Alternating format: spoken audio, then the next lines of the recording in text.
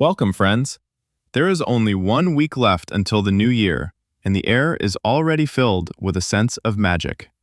To make this anticipation even more enjoyable, I would like to share a piece of festive warmth with you. Today's episode will be related, in one way or another, to the spirit of Christmas and the new year. You might be accustomed to thinking of Christmas and New Year as a time of twinkling lights, Olivier salad, and tranquility. However, I will reveal to you another side of these days. We will witness miracles born from despair and incredible rescues where hope seemed to be lost. If you appreciate this, please give us a like. Also, please share in the comments which city you are tuning in from. It brings me great joy to see our cozy community expanding its geography. Here are 30 incredible stories. Let's begin. Story number 1. The Ark that saved 14,000 souls. Imagine an icy wind piercing to the bone and a leaden gray sky ready to unleash its wrath. We are transported back to December 1950. This is the port of Hainan in Korea. Chaos reigns as evacuees scramble about. On the dock, pressed against the frigid water, thousands of refugees are gathered. They are fleeing from an advancing army, and their only path to safety lies across the sea. However, there is a catastrophic shortage of ships. Among the military vessels stands a small merchant ship, the Meredith Victory, designed to carry only 12 passengers and a crew of 47. It was meant to transport military equipment, but fate had other plans. Captain Leonard LaRue gazes from the bridge at the sea of heads below. An impossible choice lies before him. Follow orders and rescue valuable cargo, or take a gamble that could cost him his career and the ship's buoyancy. He makes a decision that will etch his name in the annals of mercy. The captain gives the command to unload all weapons, supplies, and even the fuel for the jet planes onto the shore, freeing every inch of the hold and deck, and then the boarding begins. People ascend the rope ladders, passing children to one another, cramming together so tightly that it becomes impossible to sit. At that moment, nobody could believe that this steel transport would not capsize under the weight of its living cargo. The Meredith Victory set sail on December 23rd. On board, designed for 60 people, were 14,000 refugees. They had no food, water, heating, or medical assistance. They stood in the hold, shoulder to shoulder, in total darkness. Outside, a winter storm raged, and the sea was fraught with mines. Any spark, any careless move could turn this Christmas ark into a mass grave. The journey to the safe island of Koje took 3 long days. The climax of this incredible voyage occurred on Christmas Day. In conditions of dire sanitation, crowding, and fear, a genuine miracle transpired. Right on board, amid thousands of strangers, 5 new lives were welcomed into the world. The infants were, without much creativity, named Kimchi 1, Kimchi 2, Kimchi 3, Kimchi 4, and Kimchi 5. When the ship finally arrived at a safe harbor on December 25th, the most astonishing revelation emerged. Despite the inhumane conditions and mortal danger, not a single person lost their life aboard the Meredith Victory. 14,000 souls landed on the shore alive. This marked the most extensive humanitarian rescue operation conducted by a single vessel in the annals of humanity. A true Christmas miracle for thousands of families. Captain Laro, who accomplished this feat, later retired to a monastery and became a monk. Yet those 3 days in December serve as the foremost testament to the notion that humanity surpasses any set of instructions. However, if here a miracle was wrought by the solitary will of one captain, our next story transports us to a snow-blanketed forest, where nature and music halted the bloodshed in an unfathomable manner. Story number 2. The Christmas Truce at Frau Vinken's Cabin, the Ardennes Forest, Christmas Eve, 1944.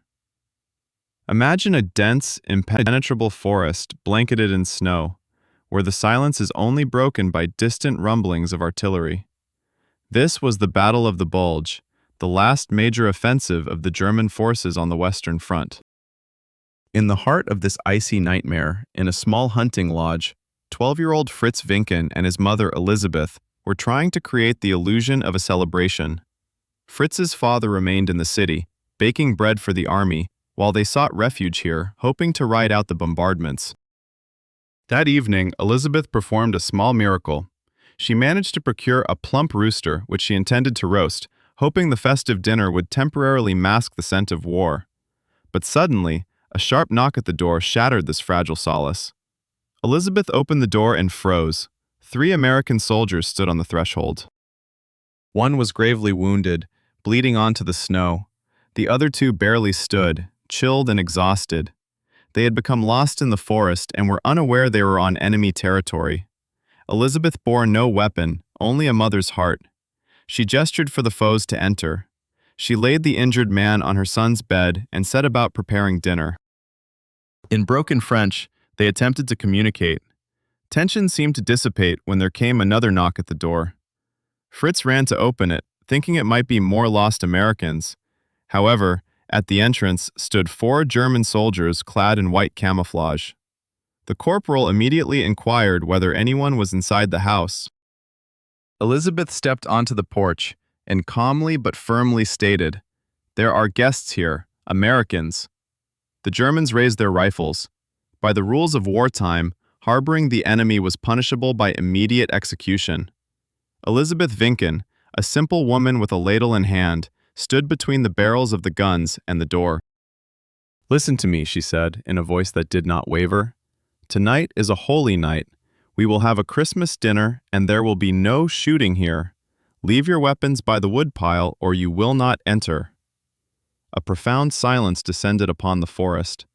The soldiers gazed at the woman who behaved like a general. And then something incredible occurred.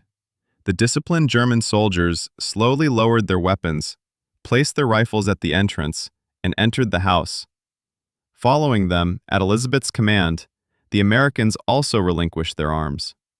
In the cramped cabin, illuminated only by candles, mortal enemies sat together at the same table. The aroma of roasted rooster and potatoes filled the room. At first, everyone sat tensely, not daring to lift their gazes. But then, a German corporal, who had studied medicine before the war, approached the wounded American and examined his injury. In flawless English, he explained that the cold had saved the soldier from bleeding out, and he bandaged the wound with supplies from his own kit. When Elizabeth served dinner, the enemies broke bread together. One of the Germans retrieved the bottle of wine and a loaf of bread from his backpack. Tears streamed down the faces of the battle-hardened soldiers. That night, they were no longer soldiers of 2 armies. They were simply frozen, weary individuals longing for home. In the morning, they shook hands. The German corporal handed the Americans a map and a compass, pointing out a safe route back to their positions, saying, "Be careful, don't go through Monschau." They parted ways, returning to the war. Yet, during that night in a small cabin, humanity triumphed over war. This story illustrates that the warmth of a single hearth can melt the ice of hatred. However, our next heroine found herself in a situation devoid of hearth, people, or solid ground beneath her feet. Only the void of air and the free fall from a height incompatible with life. Story number 3. A girl who fell from the clouds and walked on foot. Lima, Peru, on the 24th of December, 1971. The airport is filled with a humid heat, mingled with the scent of jet fuel and expensive perfume. 17-year-old Juliana Kupkia sits in the waiting area next to her mother, Maria. For the girl, this day was meant to be a double celebration. Just yesterday, she received her high school diploma, and today, they were flying to meet her father at the biological station in the heart of the jungle to celebrate Christmas as a family. They choose a flight with LHA Airlines.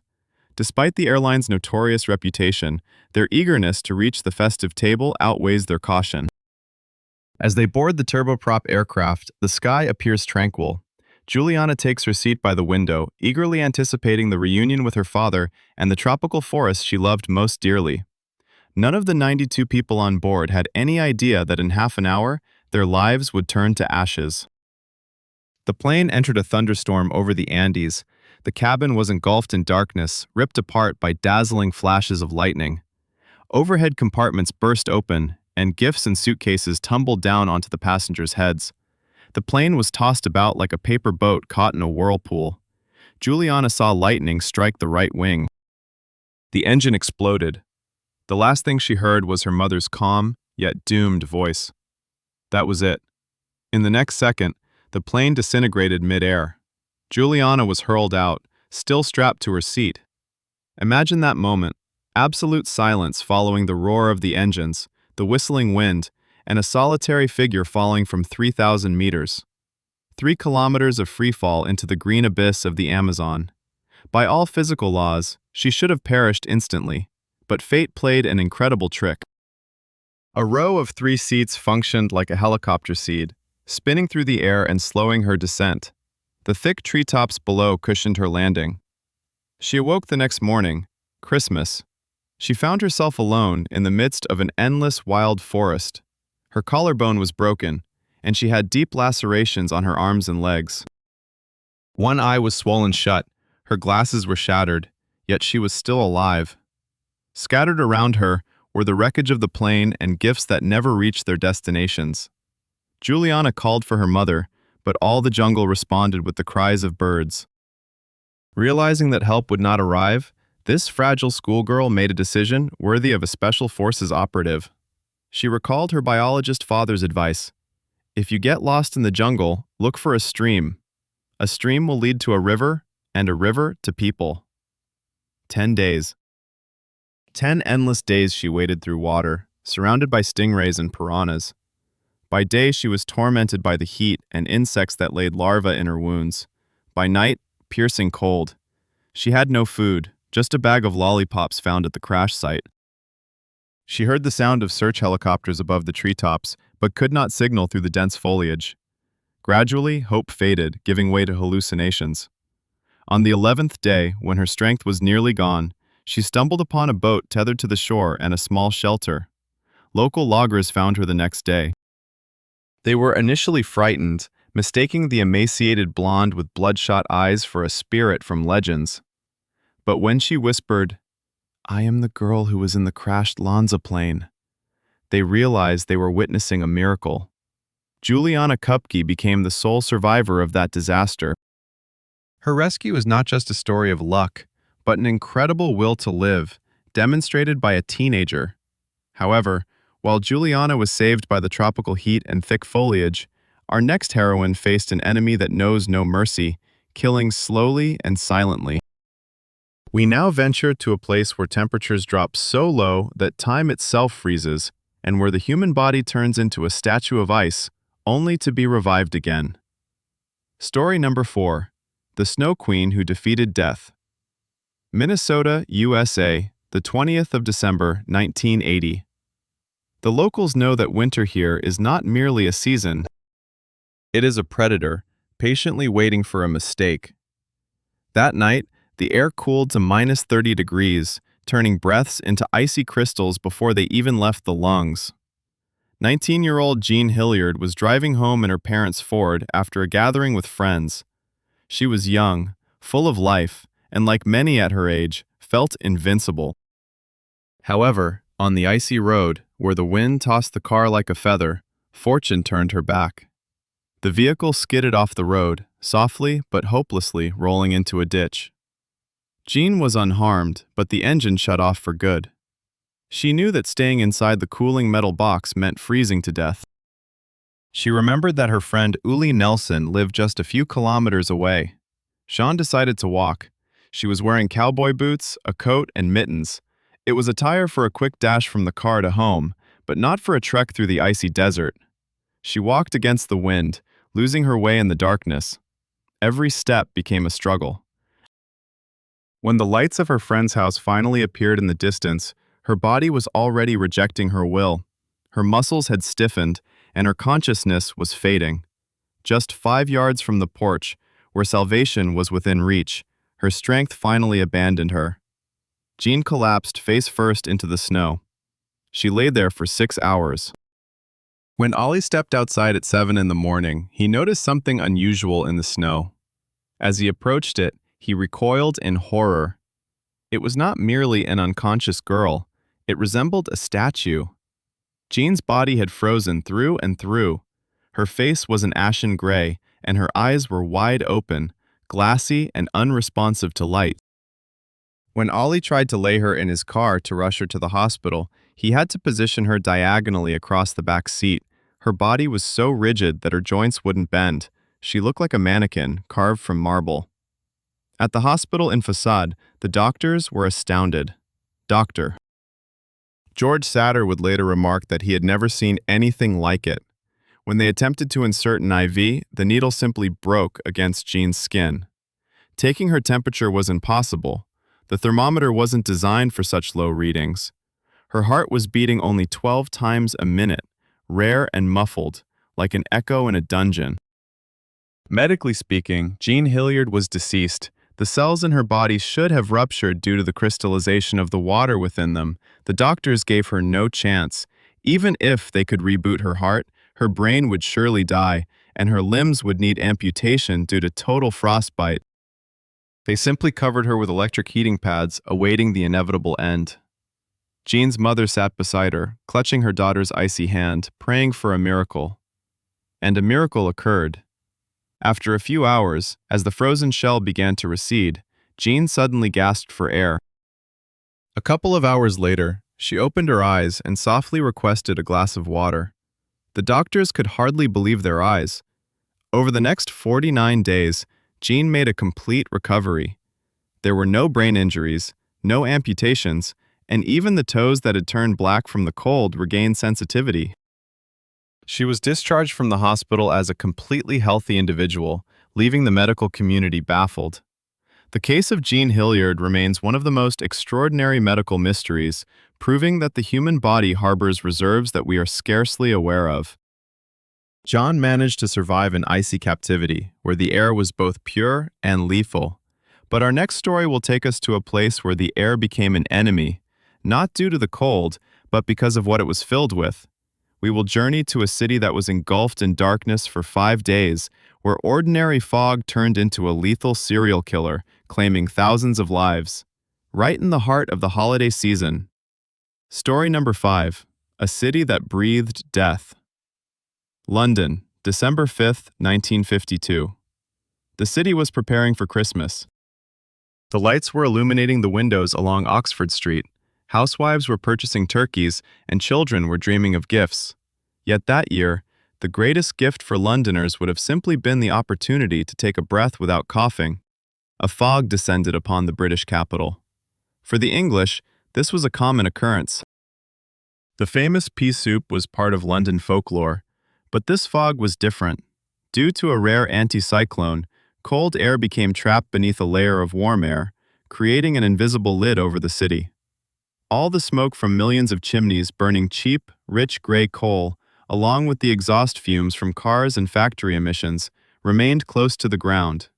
By noon, the sky had turned yellow, acquiring the hue of decaying parchment. By evening, it had turned black. Visibility dropped to zero. This was no exaggeration. People could not see their own feet. Cars came to a halt. Drivers exited their vehicles and felt their way along the walls of buildings. Bus conductors walked in front of their vehicles with torches, attempting to find the route. But soon, transportation also came to a standstill. The city descended into a sinister, muffled silence, broken only by the shuffling of shoes and the harsh coughs. However, the most terrifying events were not unfolding in the streets, but within the lungs. This fog not only obscured vision, it was deadly.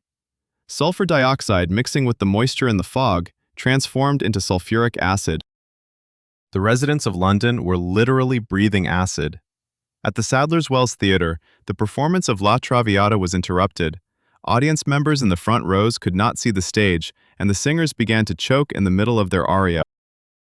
Birds, disoriented, crashed into building walls at full speed, plummeting dead onto the pavements.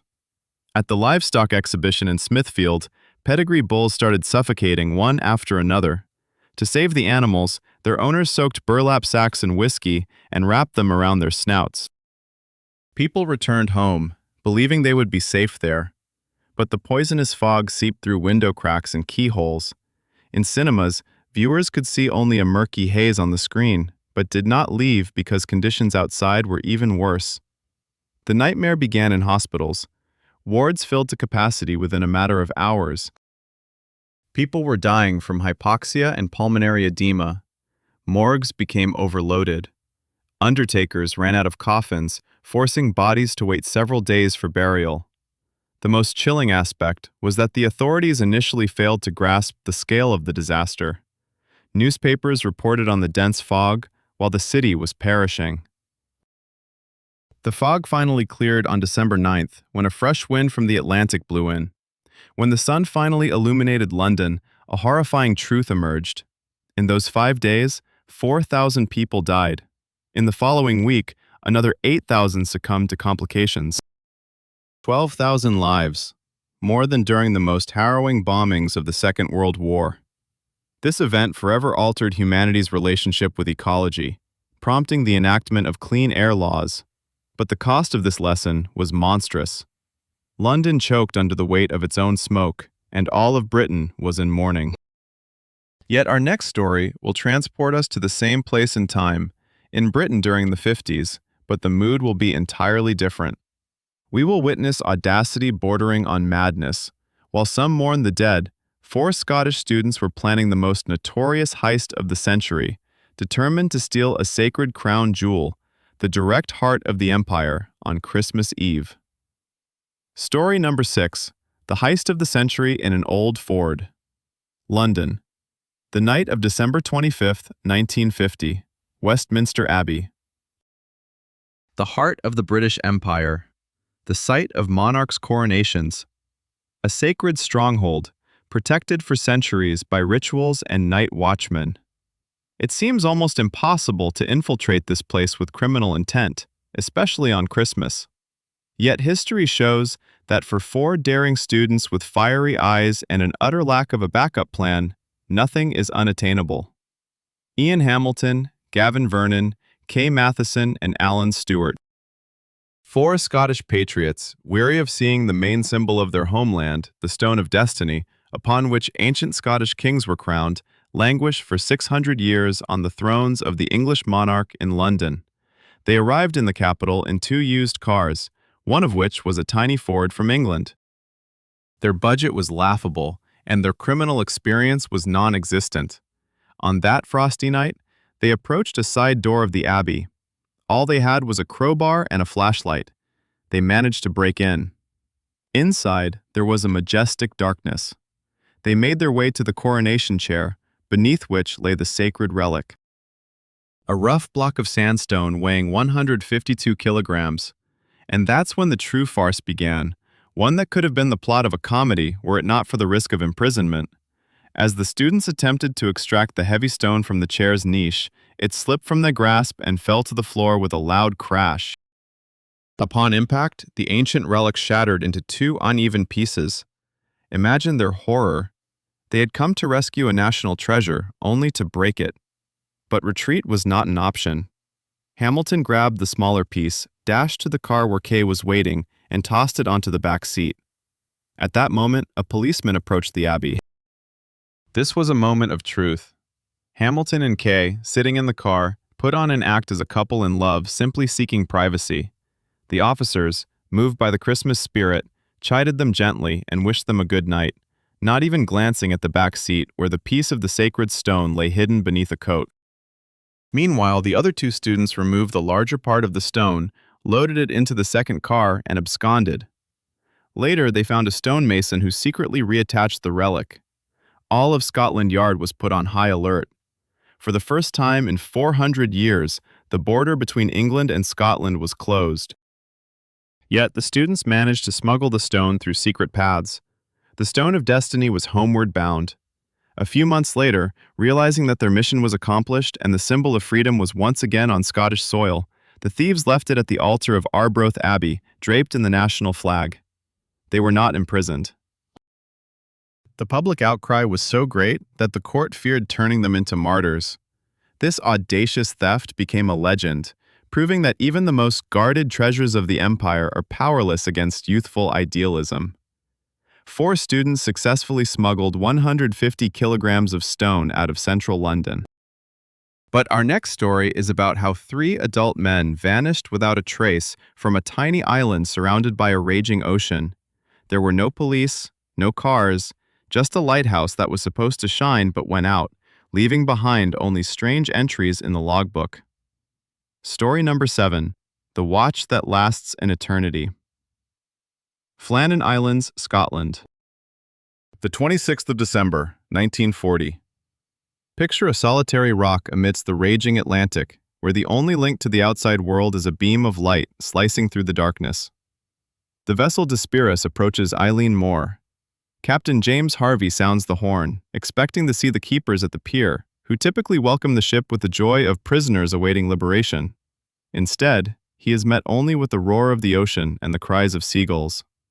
The flag on the flagpole is lowered. No one has come to greet the provisions.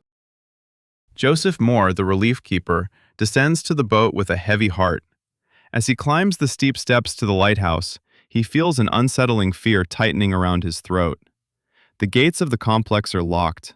The door to the living quarters is ajar. Inside the kitchen, an unnatural order prevails, but one detail knocks the breath out of him. A chair lies overturned, as if someone had suddenly jumped up in terror. Plates with unfinished meat adorn the table. The clock on the wall has stopped. The three experienced keepers, Thomas Marshall, James Ducott, and Donald MacArthur, have vanished. Inspecting the premises only deepens the clouds of mystery. The lamps have been cleaned and refilled, the wicks are trimmed. Everything suggests a routine interrupted by something inexplicable. However, the actual shock came from the logbook discovered. Entries were made by Thomas Marshall, describing events that could not have happened. On the 12th of December, he wrote about a fierce wind. He noted that Ducott, a man who had weathered dozens of storms, was unusually quiet, and MacArthur, known for his fiery temperament and strength, was crying. The entry from the 13th stated, "The storm persists. Ducott, Marshall, and MacArthur prayed. They prayed." Three tough Scottish wolves who laughed in the face of danger. But the most peculiar thing was otherwise. Meteorological stations on nearby islands and passing ships reported that the weather in the Flannan area during these days was clear and calm. The storm raged only in the minds of the keepers or within the island itself. The final entry, made on the 15th, was short and chilling. "The storm has ceased. The sea is calm. God is above all." After this, silence. In the wardrobe, Moore found only one set of storm gear. The other two were missing. This indicated that two keepers had ventured outside in the storm, and the third, MacArthur, had run out after them without a coat, breaching the strictest instructions. What drove them to leave the safety of the lighthouse? A massive killer wave, collective madness, or something that emerged from the depths they had been praying against in their final hours. No bodies were ever recovered. Eileen Moor Lighthouse still stands on the rock, but the mystery of the three missing keepers remains one of the darkest enigmas in maritime history. From the cold, salty spray of the Atlantic and the grim silence, we shall transport ourselves to an entirely different atmosphere. Envision the heart of London, New Year's Eve, the Victorian era, and a dinner party. But this dinner took place not in a palace or a restaurant. It was held within a creature that went extinct millions of years ago. Story number 8. A Banquet in the Belly of a Dragon. London, the 31st of December, 1853. Picture the damp fog enveloping Sydenham Hill, where a new wonder of the world is under construction, the Crystal Palace. In a vast workshop nestled among forests and clay, stand figures that would cause the blood to run cold in the common man's veins. These are the very first life-sized dinosaur sculptures in human history, crafted by the eccentric sculptor Benjamin Waterhouse Hawkins. During that era, little was known about what these prehistoric creatures actually looked like. Hence, they appeared more like gigantic, inflated iguanas and rhinoceroses. However, on the eve of New Year's, Hawkins decided to outdo himself and host a party like none other before. He sent invitations to 21 prominent scientists and members of the press. The location of the banquet was subtly and mysteriously indicated on the cards, Iguanodon. Guests, clad in tuxedos and top hats, expected to find a lavishly decorated hall. Instead, they were led to a colossal, unfinished statue of an iguanodon.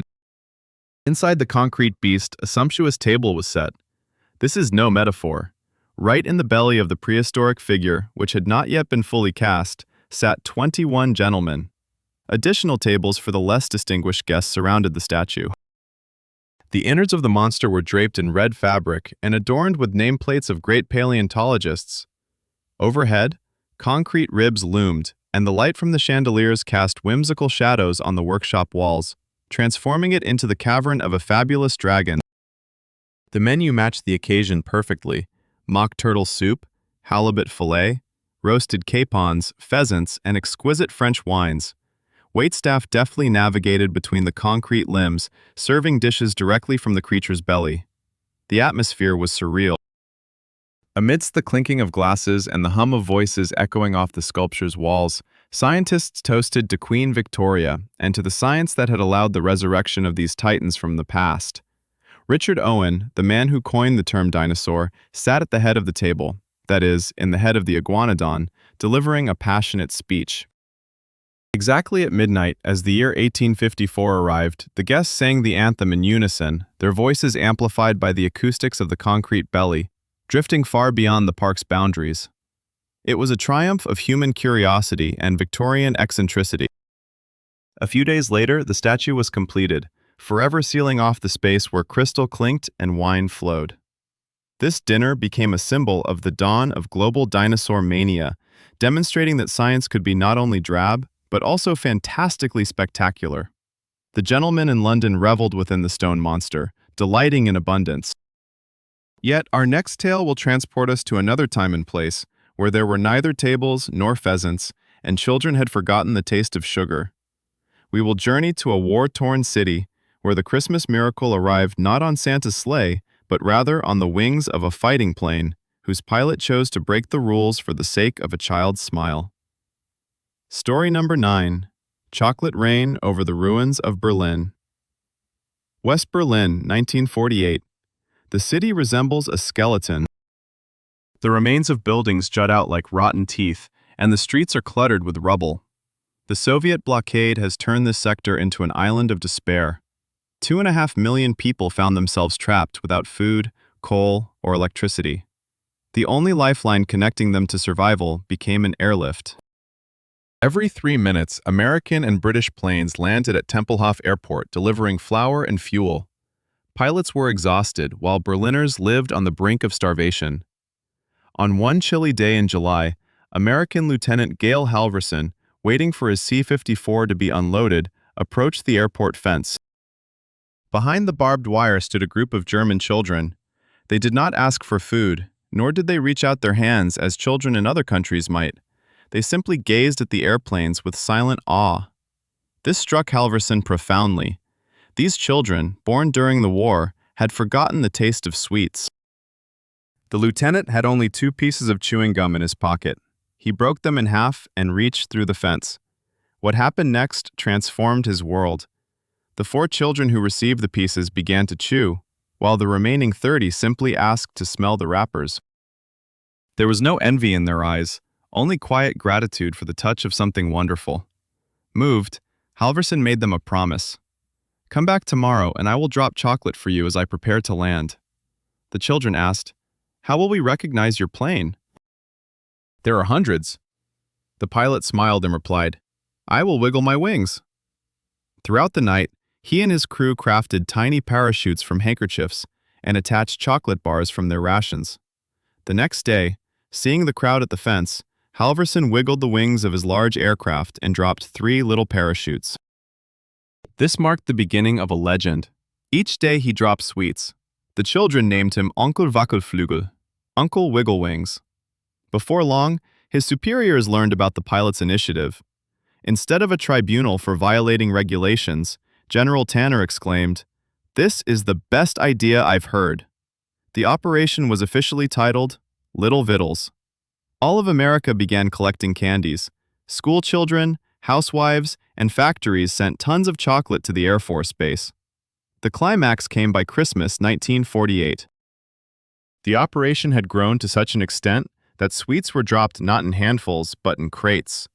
That October, over 23 tons of candies, chocolates, and dried fruits fell from the sky onto the weary, gray, starving Berlin.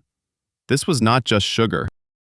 It was a symbol that the world had not forgotten them, that former enemies had become saviors.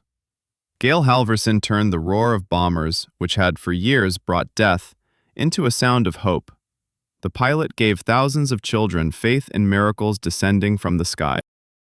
However, our next story is about a race where a miracle had to be delivered over land through an icy hell, where technology failed and the fate of an entire city rested in the paws of one dog whose name had been unjustly overshadowed by another. Story number 10. The True Hero of the Great Race of Mercy. Nome, Alaska. January 1925, a small gold mining town at the edge of the world was cut off from the outside by the harshest winter in 20 years. The sea was frozen, ports were closed, and open cockpit airplanes could not take off in 40-degree below-zero temperatures. And it is at this moment that Nome is struck by a calamity worse than the cold and diphtheria. The disease begins to ravage children. Dr. Curtis Welch sends a desperate radio message. Diphtheria. There is almost no serum available. Urgent help is needed. The nearest supply of life-saving antitoxin is located in Anchorage, 1,000 miles away. The only way to deliver it is through dog sled teams. Thus begins the Great Race of Mercy, a relay of 20 mushers who must traverse 1,085 kilometers of frozen hell. The entire world watches this drama unfold on the radio. Everyone knows the name of the hero, Balto, the dog who completed the final stretch of the journey. A statue was erected in his honor in New York City. Animated films were made about him. But the true titan of this race remained in the shadows. His name was Togo. Togo was the lead dog of the legendary musher Leonard Sapala. He was already 12 years old, an esteemed age for a sled dog. Unassuming and small, he had the mischievous spirit of a rascal. However, he possessed the heart of a lion and an unmatched sense of intuition. Sapala faced the most treacherous and longest segment of the route, the crossing over the Sound. Imagine a night with a temperature of -65 degrees Fahrenheit, factoring in the wind chill. The ice on the bay is unstable. It cracks and groans beneath the sleds, ready to fracture at any moment and swallow the team whole. In the darkness, amid a snowstorm where even the tail of the dog in front cannot be seen, Sepala placed complete trust in Togo. The dog instinctively led the team, maneuvering around the open waters and thin ice. At one point, the ice floe they were on broke away and began drifting into open sea. Sapala threw a rope onto the fast ice. Realizing his master's intention, Togo leaped into the icy water, grasped the edge with his teeth, and pulled the floe with the sled back toward shore, even as the sharp, glassy ice cut his paws to the bone. While Balto's team covered merely 85 kilometers on a relatively safe stretch, the old Togo and Sapala managed an incredible 425 kilometers, the longest and deadliest part of the trek. They raced through the storm when others refused to leave their cabins. Togo gave everything he had. After this race, he could no longer run. He literally burned himself out for the sake of saving the children of Nome. When the serum finally arrived and the epidemic was halted, the glory went to Balto solely because he crossed the finish line in view of reporters. But the mushers of Alaska knew the truth. Leonard Sepala would say for the rest of his life, "I have never had a better dog than Togo. His endurance, loyalty, and intelligence were unsurpassed." Togo passed away with honor, yet his achievements remained known only to a select few until history finally rectified the oversight. The dog's loyalty saved the town from the plague. The following story will reveal the other side of the coin, how human greed and a single miscalculation turned a sweet dream for an entire community into a sticky, deadly nightmare. We travel to Boston, where one January day a tsunami hit the streets, one that had not been predicted by any weather forecast. Story number 11. The molasses tsunami that moved faster than a train. Boston, neighborhood, January 15th, 1919. This day began with a weather anomaly. After long freezing temperatures, the weather suddenly warmed up and the sun heated the air to a pleasant 4 degrees Celsius. People ventured out without their heavy coats. Workers enjoyed their lunch, sitting on benches in the park, while children played by the waterfront. No one seemed to notice the ominous rumble that came from the direction of the street. There stood a giant steel tank belonging to the distilling company. The monster, towering at 15 meters and measuring 27 meters in diameter, was filled to the brim with molasses, a thick, sugary syrup used for producing alcohol and ammunition. Locals had long complained that the tank was weeping, sticky liquid constantly oozing from its seams. However, on that day, due to the sudden warmth, the molasses inside began to ferment, releasing gas. The pressure surged, minute by minute, until the steel could no longer withstand the strain. Around noon, a sound erupted, reminiscent of a machine gun fire. It was the sound of steel rivets shooting out, followed by the earth shaking from the roar heard across the city. The tank burst at its seams. What followed is beyond comprehension for a modern mind. Instead of water, a wall of thick, dark brown liquid surged through the streets of Boston.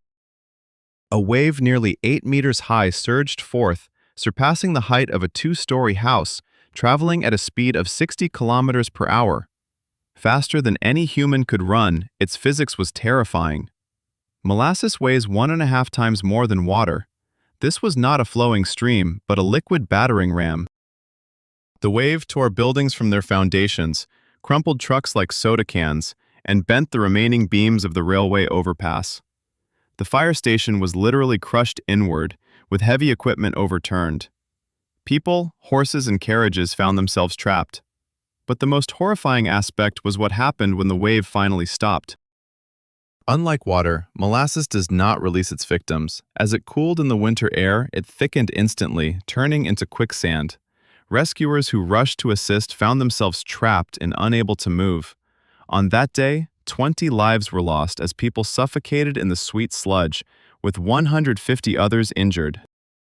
Cleanup of the city took 6 months. Firefighters had to use salt water from the harbor to wash the sticky residue off homes and streets. The water in Boston Harbor remained brown until summer. Even decades later, locals insisted that on hot days, a faint sweet aroma of caramel still wafted from the streets of the North End. The specter of the most absurd and ghastly industrial catastrophe of the century. Boston fell into a sweet nightmare due to one warm January thaw. However, our next story will take us to a place where warmth is an unattainable dream, and ice became the backdrop for the greatest comedy of errors in motorsport history.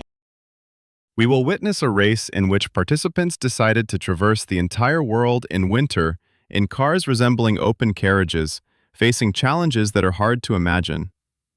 Story number 12. The Great Race, New York to Paris. Picture a world in 1908. Automobiles were still viewed as toys for wealthy eccentrics, and roads outside major cities were merely directions in mud. In the midst of winter, on the 12th of February, a crowd of 250,000 people gathered in Times Square. They were there to bid farewell to 6 crews who had taken on the daunting challenge of driving from New York to Paris through Alaska and Siberia in the winter. This grand race was organized by the newspapers New York Times and Le Matin. Participants included 3 French teams, 1 Italian, 1 German, and 1 American crew. Their vehicles were open-top with primitive engines and wooden-spoked wheels. They had neither GPS navigation, winter tires, nor even proper maps. The American crew, driving a Thomas Flyer, was led by George Schuster. Just a week into the race, it had turned into a struggle for survival. In America, the snowfall was so heavy that the cars had to be pulled by horses. But the real absurdity began when they reached Alaska.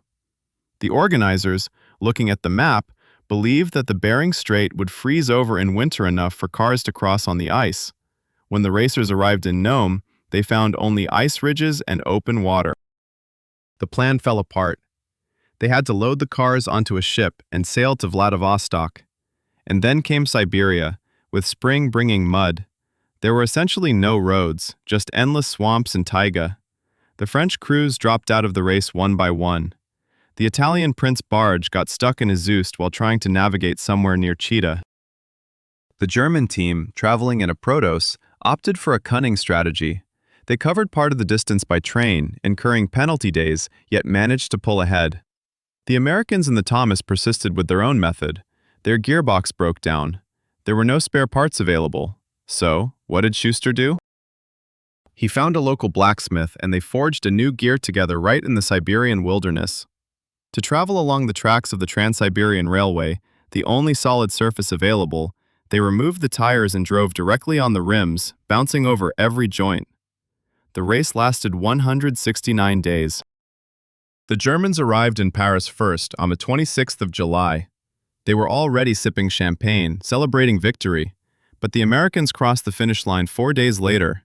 The judges recalculated the time, adding a penalty for the Germans for using the train and deducting time from the Americans for the unnecessary detour to Alaska. Ultimately, the Thomas Flyer was declared the winner. George Schuster had traveled 35,000 kilometers. He proved that an automobile is not merely a toy, but a means of transport capable of conquering the planet. Most astonishingly, that same winning car was found half a century later on a junkyard, restored, and remains operational, holding within its parts the dust of prairies and the mud from Siberian roads. These individuals conquered the world on wheels when no one believed in their endeavor. However, the next story will tell of a man who conquered the universe without taking a single step, merely sitting in a chair and gazing at the stars, while everyone around believed that he was destined to fade into darkness due to his ailment. Story number 13. The Man Who Cracked the Universe from a Wheelchair.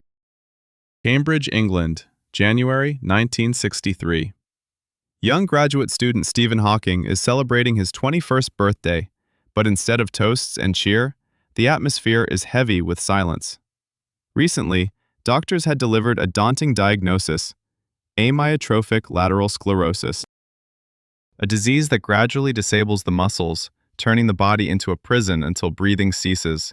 Prognosis: a maximum of 2 years to live. Imagine the state of a young man enamored with cosmology and a girl named Jane who is told that his time is up before it even begins. He succumbs to depression, listens to Wagner, and isolates himself in his room. However, time passed and death did not come. The disease progressed, robbing him of the ability to walk, write, and eventually speak. Yet Stephen's mind remained crystal clear and sharp as a scalpel. Instead of surrendering, Hawking chose to use his remaining time to understand how the universe works. Deprived of the ability to write equations on a board, he learned to visualize them in his mind. He began to think in terms of the geometry of black holes. Concepts were born in his mind that no one could fathom. In 1974, already confined to a wheelchair, he made a discovery that shook the scientific world. Everyone believed that black holes were eternal sinks from which nothing could escape. Hawking, combining quantum mechanics and the theory of relativity, proved otherwise. Black holes emit energy and gradually evaporate over time. This phenomenon became known as Hawking radiation. A man who couldn't even move a finger made black holes shine through sheer thought. But the most incredible event occurred later. In 1985, after battling pneumonia, he lost his voice permanently. It seemed like the end of his career, but a computer engineer created a speech synthesizer that was operated by the only facial muscle he still had control over. Using this robotic voice, Hawking wrote the book, A Brief History of Time. Publishers claimed that a popular science book filled with formulas would not sell well. It remained on the Sunday Times bestseller list for a record 237 weeks, over 4 years. Doctors gave him 2 years. He lived a fruitful 55 years. He became a pop culture icon, appeared on TV shows, experienced weightlessness, and was a father to 3 children. Stephen Hawking proved that the human spirit knows no physical bounds. In his immobile body, he traveled further and faster than any astronaut, demonstrating that even if you are locked inside a shell, you can reign over infinite space. One person's mind was capable of embracing an entire universe. But the next story is about how one small miscalculation and the whims of nature caused an entire city to literally sink underground overnight while its residents slept, oblivious to the abyss opening beneath their homes. Story number 14. The Day the Lake Vanished Underground. Louisiana, USA, November 20th, 1980. Lake Piner was an idyllic spot, fresh water, beloved by fishermen, picturesque shores adorned with the Rip Van Winkle Botanical Garden, and the tranquility only broken by the splash of waves. No locals could fathom that underneath this serene surface ticked a ticking time bomb, set off by a simple human error. On the lake's surface, a drilling rig operated by Texaco was hard at work. The drillers were searching for oil, while another team was working deep beneath the bottom at a depth of 400 meters. The miners of the Diamond Company were extracting salt from massive underground tunnels. For years, two industries existed side by side, until the engineers on the surface miscalculated the coordinates. They believed they were drilling away from the mine, but in reality, their drill was aimed directly at the ceiling of one of the salt chambers. Early one morning, the drill became stuck. As the workers attempted to free it, they heard a series of loud pops, and then the enormous platform began to tilt. 12 team members barely managed to evacuate to the shore before their eyes. The 45-meter-tall drilling rig vanished beneath the water's surface. Typically, such incidents would conclude here, but this was only the beginning. The hole in the lake's bottom, created by the drill, measured only 35 centimeters in diameter, yet water under immense pressure rushed into the salt mine, rapidly eroding the salt. The opening widened with every passing second, evolving into a monstrous vortex. Lake Pinier began to drain into the mine like water from a bathtub that had its plug pulled. The whirlpool sucked in everything: 11 barges with cargo, a tugboat, docks, trees, and even an island with part of a botanical garden. Fishermen in boats were paddling desperately toward the shore, fleeing a current that should not have existed in a still lake. The most terrifying drama unfolded underground. 55 miners witnessed torrents of water and mud burst into the tunnel. A race against death commenced within the labyrinth. Lights flickered and the ventilation system howled. Thanks to their extraordinary discipline and practice drills, they made it to the lift. As they ascended to the surface, they could feel the air pressure change due to the volume of water displacing it.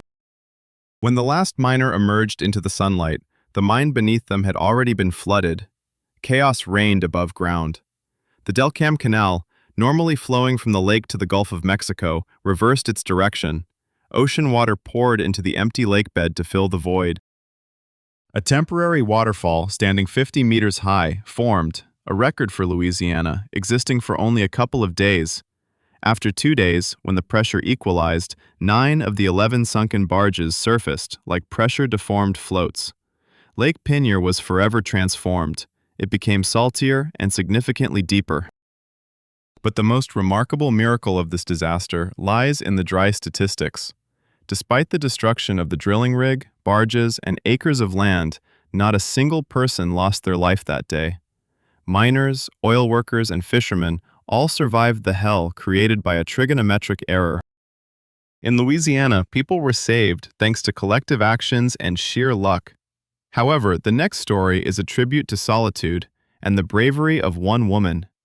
We will venture to an uninhabited island in the Arctic, where an expedition set out in search of glory only to find death, leaving behind a fragile heroine to battle polar bears and the madness of the polar night. Story number 15. A Blackjack, Robinson Crusoe in a Skirt. Wrangel Island, Arctic, September 1921. Imagine a place where the ground is always as solid as rock and the wind can strip the skin from your face. Here, in pursuit of imperial ambitions, a peculiar expedition arrives.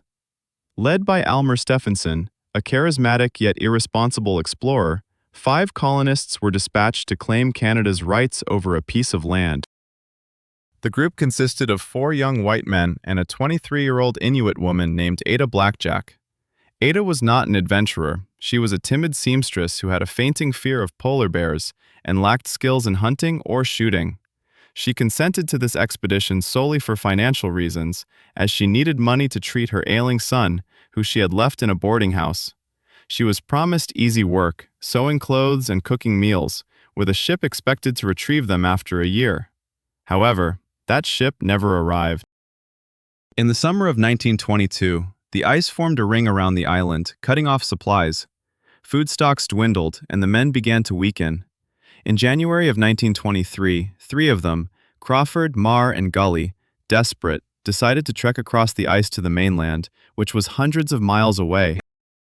They left during the polar night and vanished forever. Ada was then left alone with the fourth participant, an ill man named Knight, who was bedridden with scurvy. Now, envision the plight of this woman. She was a small, frightened, illiterate Inuit woman, raised in a mission and unfamiliar with the traditional ways of her people. She was caring for a dying man who, in his weakness, screamed at her and blamed her for all the wrongs. Outside the tent, hungry polar bears roamed. Rather than surrender, Ada transformed. The fear for her son, who awaited her return, ignited a steel resolve within her. She taught herself to set traps for Arctic foxes. She figured out how to shoot a rifle, spending precious ammunition on practice until she could kill seals. She constructed a lookout tower from driftwood to keep an eye out for bears. She cared for Knight, fed him, washed him, endured his outbursts of anger, all the while keeping a diary in which she apologized to God for not being able to do more. Knight passed away in June. Ada was left utterly alone. To stave off madness, she spoke to a picture of her son and continued to work. She mended the tent, sewed clothes and furs, and maintained order as if expecting guests for tea. When the Donaldson ship finally broke through the ice in August of 1923, the rescuers spotted a woman on the shore in a parka she had sewn herself. She was healthy, calm, and ready for evacuation. Ada Blackjack survived where 4 prepared men perished. The press dubbed her the female Robinson Crusoe, but she despised fame. She collected her reward, healed her son, and spent the rest of her life in quietude. Her achievement stands as a testament to the fact that a mother's love is the most potent fuel for survival on this planet. Ada fought against the cold and solitude. However, the next story will transport us to the heat of the Australian desert, where farmers encountered an enemy that no one took seriously until it began to defeat an army armed with machine guns. Story number 16.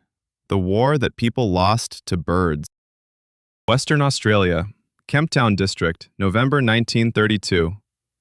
This corner of the world resembled a blazing frying pan.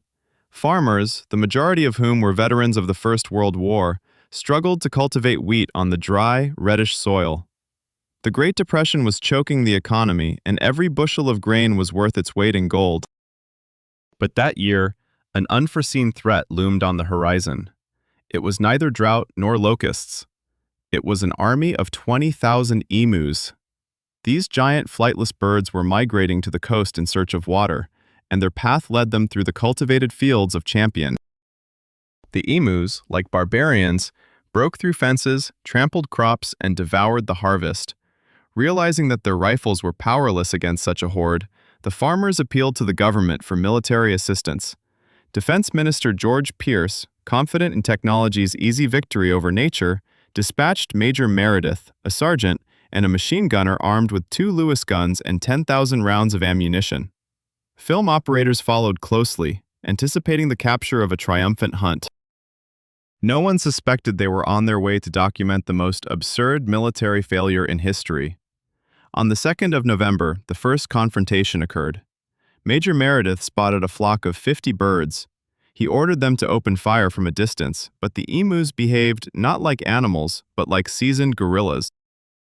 At their leader's command, a tall bird with black feathers, the flock swiftly broke apart into small groups and scattered in different directions at a speed of 50 kilometers per hour. The burst of gunfire only pierced the emptiness, taking down a few birds. By the 4th of November, the major decided to set up an ambush at a dam where thousands of emus had come to drink. This seemed the perfect trap. The gunners allowed the birds to come almost within reach before pulling the trigger. A short burst sounded, but the machine gun jammed. While the soldiers struggled with the mechanism, the feathered army disappeared in a cloud of dust, suffering minimal losses. Meredith was furious. He moved the machine guns onto a truck to pursue the fleeing birds. However, it turned out that the emus could run faster across rough terrain than the truck could drive. The shooter couldn't aim properly because of the jolting. The birds seemed to mock the military machine of the British Empire. Moreover, the emus displayed incredible resilience. The major later wrote in his report, "If we had a division endowed with the tenacity of these birds, it could withstand any army in the world." They faced machine gun fire with the invulnerability of tanks. Once, a truck hit a bird, but even with 5 bullet wounds, it stood up and ran away. The war lasted about a month. After expending nearly 10,000 rounds, the military managed to eliminate a negligible percentage of the enemy. The Parliament of Australia, witnessing the operation devolve into an expensive farce, withdrew the troops. The emus emerged victorious. They retained control of the fields, proving that nature can fight better than humans with their strategies and automatic weapons. This was the only instance in history where a regular army officially surrendered to birds. In the scorching heat of Australia, machine guns failed to stop the fleeing birds. But our next story will take us to the icy depths of the Sargasso Sea, where a solitary individual saved the world from nuclear apocalypse simply by saying the word no when all instructions demanded pressing the red button. Story number 17. The Man Who Said No to Nuclear Armageddon. Sargasso Sea, October 27, 1962. Imagine a steel cigar lurking in the impenetrable darkness of the ocean depths. This is the Soviet submarine B-59. Inside, the heat is unbearable. The temperature in the compartments exceeds 50 degrees Celsius, the air conditioning has long since failed, and the atmosphere has turned into a toxic mix of carbon dioxide and diesel fumes. The crew is exhausted beyond belief. For several days, they have been cut off from Moscow, hiding from American destroyers that circle above them like vultures. The world teeters on the brink of a third world war. This is the peak of the Cuban Missile Crisis. And nobody in this steel coffin knows if it has already begun. Aboard the B-59 is weaponry capable of ending this war by annihilating half the planet. A torpedo with a nuclear warhead equivalent to the bomb dropped on Hiroshima. Unbeknownst to the Americans, they decide to force the submarine to surface. They start dropping depth charges. These were signaling non-lethal charges. But for those trapped in a metal can at such depths, each explosion felt like the end of the world. The submarine shook, the lights flickered, and the compartments resounded with the vibrations of the hull. Captain Valentin Savitsky, driven to madness by the heat, stress, and radio silence, reaches one conclusion: the war has begun. They are attacking us, and he feels compelled to respond. "We'll blow them up," he shouts. "We may perish, but we'll take them all down with us. We will not disgrace the fleet." According to regulations, the launch of a nuclear torpedo required the agreement of 3 senior officers: Captain Osavitsky, Political Officer Ivan Maslennikov, and Brigade Chief of Staff Vasily Arkhipov, who, by chance, was on board this very submarine. Savitsky and Maslennikov were ready to push the button. The world hung by a thread, held by one man's decision. Arkhipov, in the sweltering compartment where people were fainting from the heat, where the captain was prepared to unleash Armageddon, managed to remain eerily calm. He positioned himself between the Soviet officers and the control panel. He started to argue. He posed questions. Why is the explosions not damaging the hull? Why do they not seem like a real attack? He suggested that this was not an assault but a provocation, an attempt to force them to reveal themselves. He spoke quietly yet firmly. In the atmosphere of collective panic, his logic became a lifeline. He convinced the weary captain that they had no orders from Moscow and that firing without a command would be a crime. He insisted on surfacing to clarify the situation. When the B-59 surfaced, the crew saw a calm sea and American vessels that had ceased their maneuvers. There was no war. Peace was preserved because one man, in inhuman conditions, found the strength to say no. Many years later, U.S. Defense Secretary Robert McNamara, who was part of those events, acknowledged that humanity survived purely by chance and due to the courage of individuals like Arkhipov. Vasily Arkhipov gifted us all a future that may never have been, along with all the future Christmases and New Years. He halted a man-made apocalypse. But our next story is about what happens when the end of the world comes not from mankind, but from nature itself. We will journey to a town that was wiped off the face of the earth in a single night, where the last remaining symbol became a photograph of a little girl whose gaze haunted the world for decades. Story number 18. The girl that the entire world saw yet could not save. Armero, Colombia, November 13th, 1985. Picture a thriving little town, nestled in greenery at the base of the Nevado del Ruiz volcano. The locals referred to it as the White Lady due to the sparkling glacial cap on its summit. That day, light ash fell from the sky, but no one paid it any mind. The volcano had been dormant for decades, and the town was preparing for the upcoming Christmas celebrations. People were buying gifts and planning dinners, unaware that this would be the last sunset in their town's history. During the night, the White Lady awakened. It wasn't a fiery explosion like in the movies. It was something far more insidious. Molten magma swiftly melted the glaciers at the peak. Millions of tons of water, mixed with ash and mud, rushed down the slopes.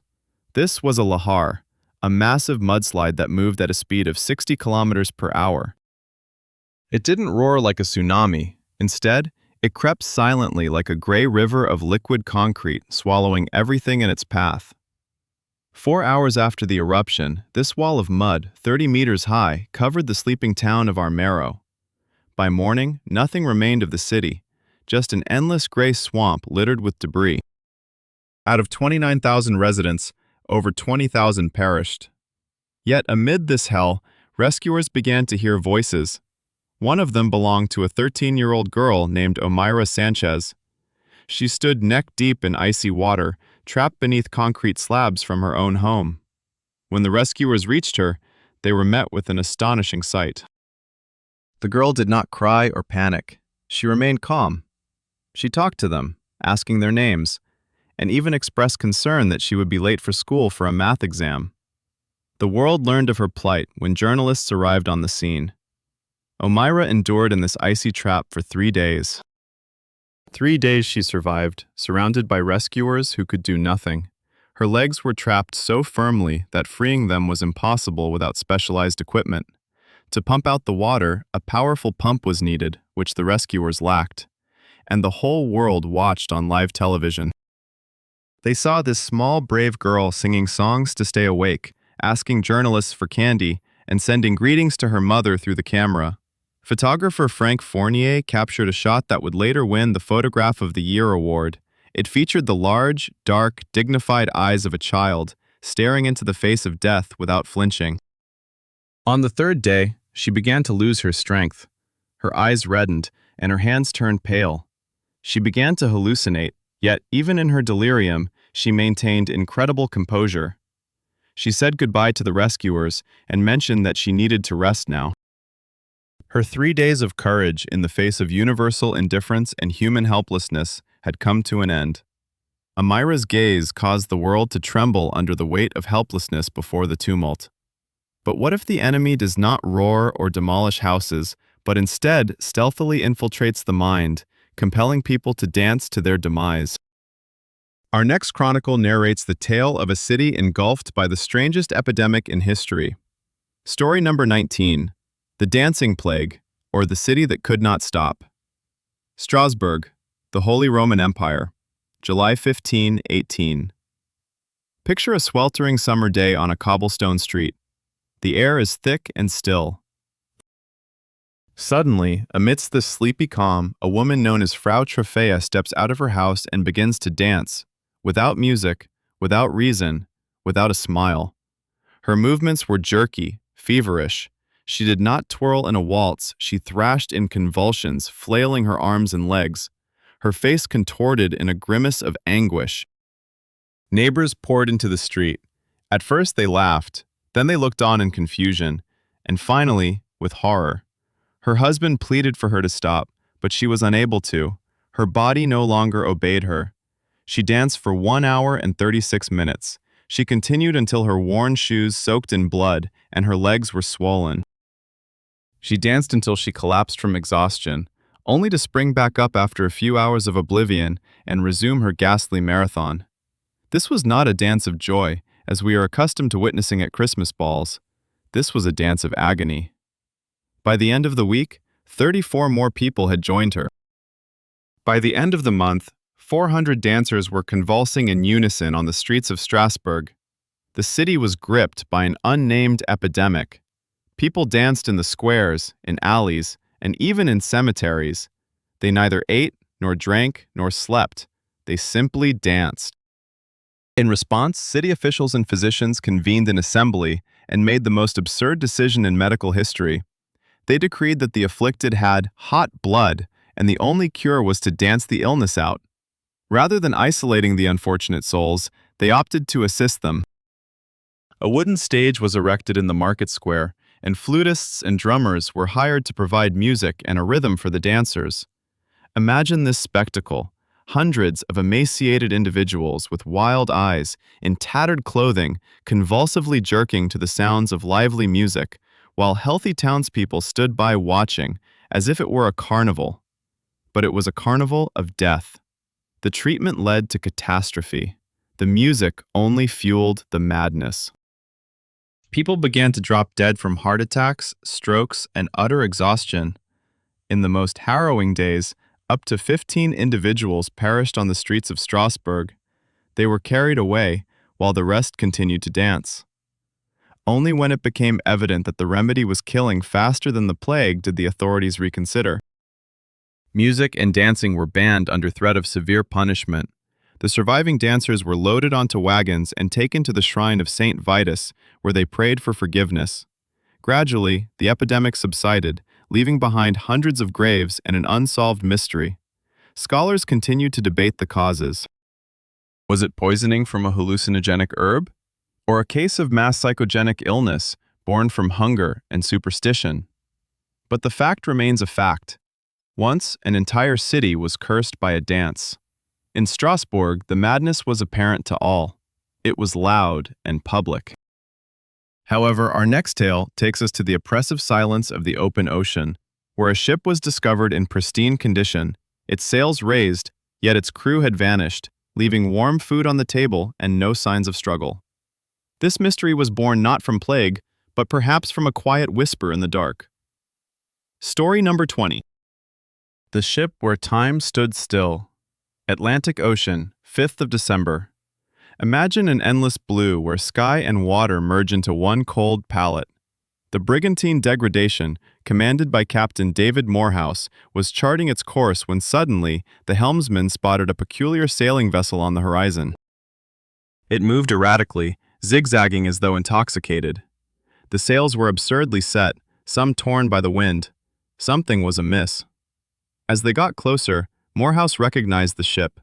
It was the Mary Celeste. He was familiar with her captain, Benjamin Briggs.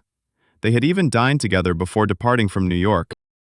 Mary Celeste had set sail 8 days before Degradation. Why was she here, hundreds of miles off her intended path? And why was there no response to their signals? Captain Morehouse dispatched a lifeboat with his first mate. Upon boarding, the sailors were met with a deafening and unnatural silence. The ship was empty. Completely empty, devoid of any soul. But this emptiness was not the aftermath of a pirate raid or a mutiny. Everything was in its place. In the captain's cabin, his money chest and pipe lay untouched. On the table sat his wife Sarah's sewing machine, alongside toys belonging to their 2-year-old daughter, Sophia. In the crew's quarters, clothes were drying and personal belongings were scattered. In the galley, a pot was on the stove and plates were set on the table. The crew had just been about to have lunch. In the hold rested a cargo of 1,701 barrels of pure alcohol, undisturbed, apart from one opened barrel. However, the further they explored the ship, the more oddities they encountered. The ship's log was intact. The last entry, made on the 25th of November, 10 days prior, contained no mention of any disaster. The coordinates indicated the ship was 100 miles from the Azores, but one lifeboat was missing. The chronometer and main navigational instruments had vanished. One of the hold's pumps was dismantled, and a frayed rope hung down from the stern into the water. What had happened? Where had the 10 individuals gone? Captain Briggs, his family, and 7 crew members. The theories that emerged were increasingly bizarre. An attack by a giant squid, mass insanity, alien abduction. The most plausible theory suggested that due to the alcohol fumes, the captain feared an explosion, ordering everyone into the lifeboat and tying it to the ship for safety. But the rope snapped, and the empty vessel drifted away, leaving 10 people in a tiny boat amidst the vast ocean. They were never found. The truth sank with them. The Mary Celeste became the foremost ghost ship in history, an eternal monument to the mystery the ocean refused to unveil. Maria Celeste has drifted into legend as a ghost ship, emblematic of a quiet and unfathomable tragedy. Its emptiness chills the soul. However, our next tale stands in stark contrast. This narrative is devoid of silence, filled instead with the roar and cries of thousands of witnesses. We will travel to a place where people gathered in the spirit of Christmas to witness the triumph of engineering brilliance. Yet instead, they saw it metamorphose into a fiery nightmare before their eyes. Story number 21. The Iron Giant and the Train That Vanished into Eternity. Dundee, Scotland, December 28th, year. The city held its breath in anticipation of the new year, but on that evening, its inhabitants were preoccupied by something else. A hurricane of biblical proportions raged upon the coastline. The wind howled through the pipes like a hungry wolf, tearing tiles from rooftops. Yet, even through this tumultuous storm, people gazed upon the principal symbol of their pride, the Tay Bridge. It was not merely a structure, it was a celebration of Victorian engineering prowess. The longest bridge in the world, nearly 3.5 kilometers of iron lace stretched over the tumultuous waters of the estuary. It appeared unbreakable, an eternal testament to man's dominance over nature. Its creator, Sir Thomas Bouch, was venerated as a genius. At 7 o'clock in the evening, an evening mail train entered the bridge from the southern bank. In its 6 carriages, dimly lit by oil lamps, 75 people traveled home after Christmas visits with loved ones. Outside, darkness raged, but inside, it was warm and cozy. Passengers dozed to the rhythmic clatter of wheels, unaware that this sound marked the final moments of their lives. The signalmen in the booth on the northern shore watched as the train's lights, like a string of pearls, moved across the central section of the bridge, along the so-called high girders. He observed the locomotive passing the signal box. Then suddenly he saw a burst of bright orange sparks erupt from the darkness, followed by a thunderous roar that made the earth tremble. After that, the train's lights simply vanished. They went out all at once, as if someone had flipped a switch. When the storm subsided slightly, the first brave souls ventured to the shore with lanterns, and what they witnessed was an apocalyptic sight. The bridge was broken. All 13 central spans of the giant's heart had collapsed into the icy, roaring waters of the estuary, taking the entire train with them. 75 souls. No one survived. Divers who descended the following day discovered the carriages lying on the seabed. Some were crumpled into wreckage. The doors had jammed from the impact, trapping people in a deadly snare. The subsequent investigation revealed a horrifying truth. The bridge was built with fatal flaws. Sir Thomas Bouch had failed to account for the monstrous power of lateral winds, and the quality of the iron and fastenings was appalling. The Iron Giant, the pride of the empire, turned out to be a colossus on clay feet. The tragedy became a national disgrace, and a lesson that human pride always brings about retribution. This bridge was constructed to last forever, but became a monument to one night of horror. Its collapse was an unintentional disaster born from error. Yet, our next story concerns a place designed specifically to be destroyed.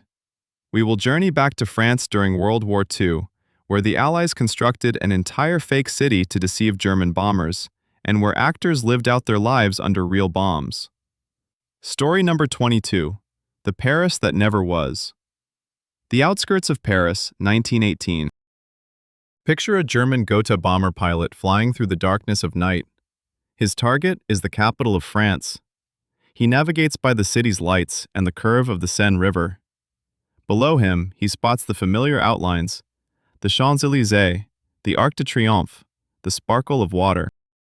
He drops his deadly payload and flies away, confident that he has struck at the heart of the enemy. But he has just bombed a facade.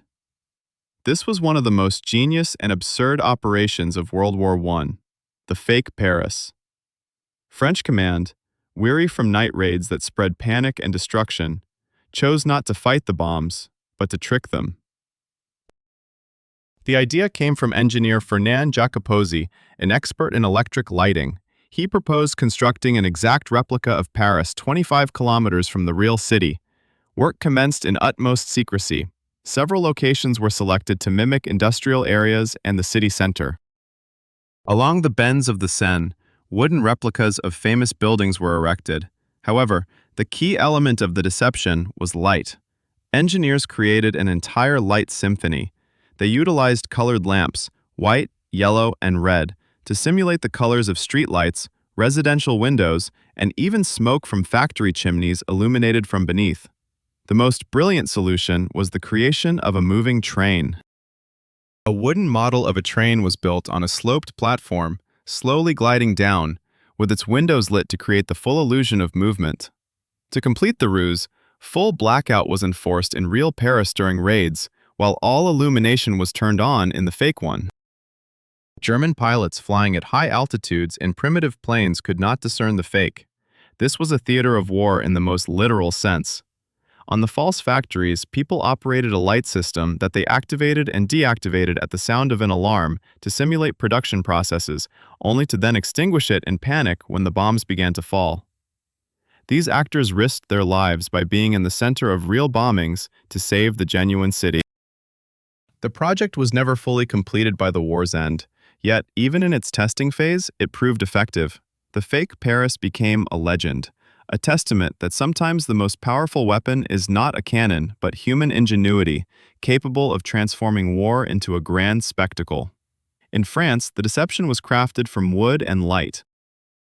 However, our next story is about a real living individual who became the greatest hoax of his time. He passed himself off as someone he was not, and his deception was so convincing that it altered the course of history, until one day, the truth emerged in the most unexpected manner. Story number 23. The Prince with 1,000 Faces.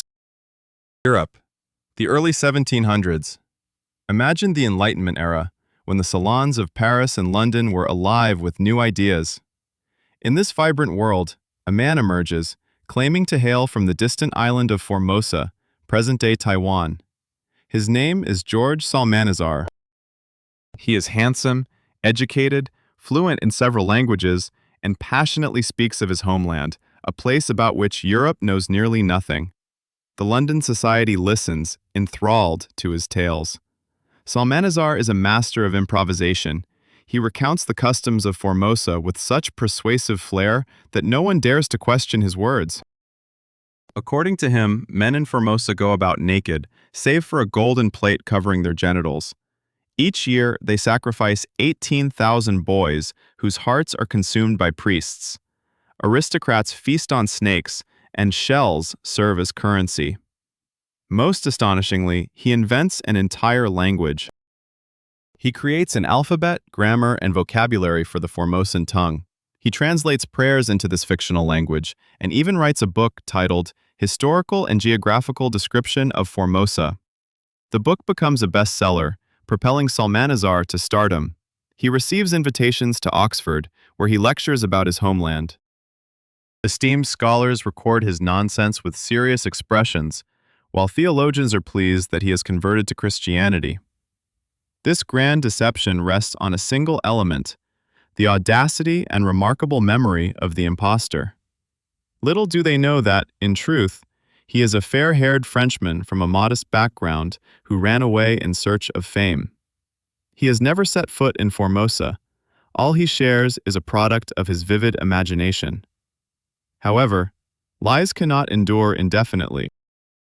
Cracks in his legend begin to surface when he encounters individuals who pose uncomfortable questions. Astronomer Edmund Halley, after whom the comet is named, challenges him. Why is it that in Formosa, located in the tropics, the sun does not shine as long as it should?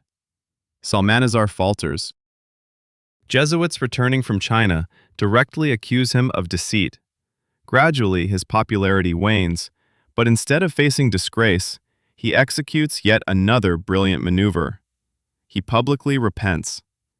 In his memoirs, he admits that his entire life has been a deception, and society, rather than condemning him, forgives him. He becomes a friend of the renowned Dr. Samuel Johnson, who admired his intellect and piety until the end of his life. George Salmanazar remains in history as the most successful impostor. His tale is more than just a curiosity.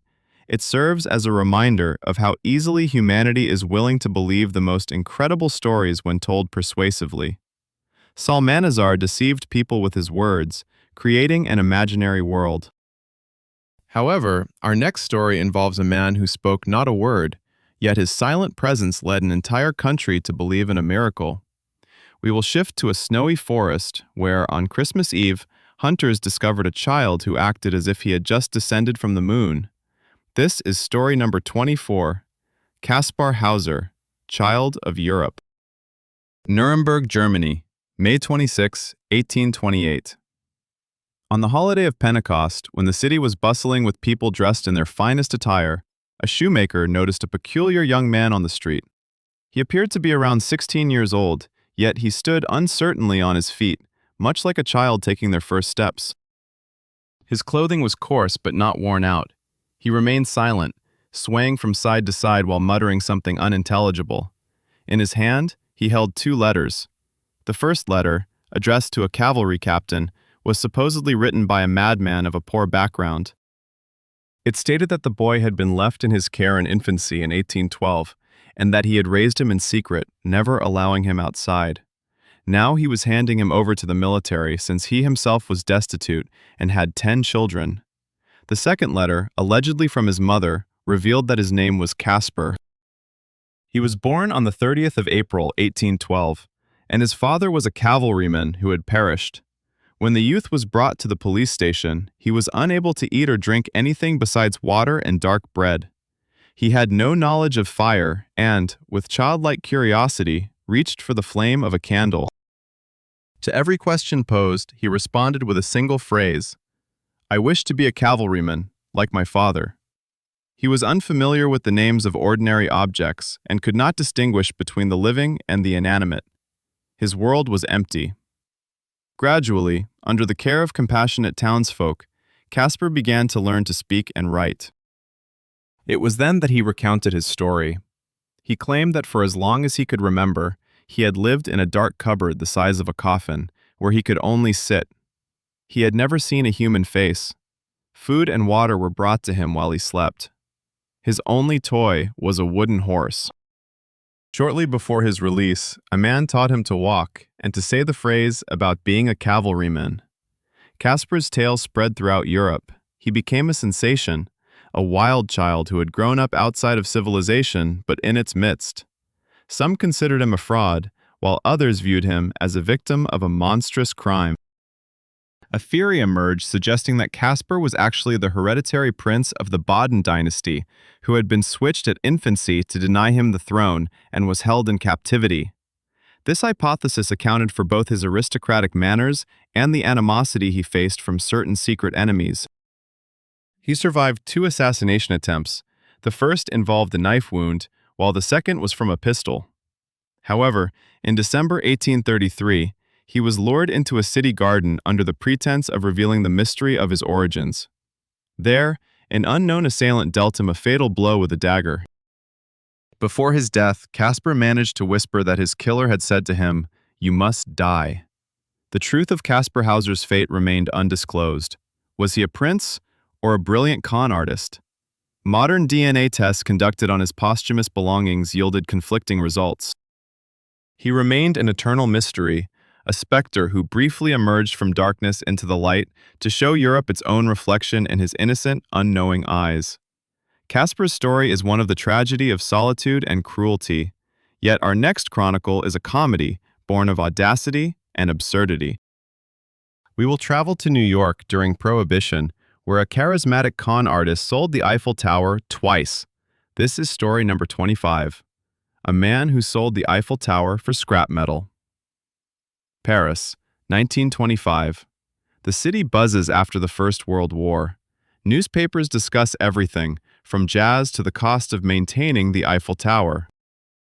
One day, Czech con artist Victor Lustig, reading a newspaper in a Parisian cafe, conceives such an audacious idea that it takes one's breath away. The article mentioned that the tower, initially built as a temporary structure, was rusting and proving too expensive for the treasury to maintain. Lustig decided that if the government didn't know what to do with it, he would help them out. He would sell it. Lustig was a master of disguise. He ordered fake government letterhead, proclaimed himself the deputy director of the Ministry of Posts and Telegraphs, and sent out official invitations to 6 of the largest scrap metal dealers. The letter discussed a confidential meeting of national importance. The gathering took place in a luxurious suite at the Crillon Hotel. Dressed in an expensive suit, looking like a tired but significant official, Lustig informed the businessman that the government had made a difficult but necessary decision. The Eiffel Tower was to be dismantled.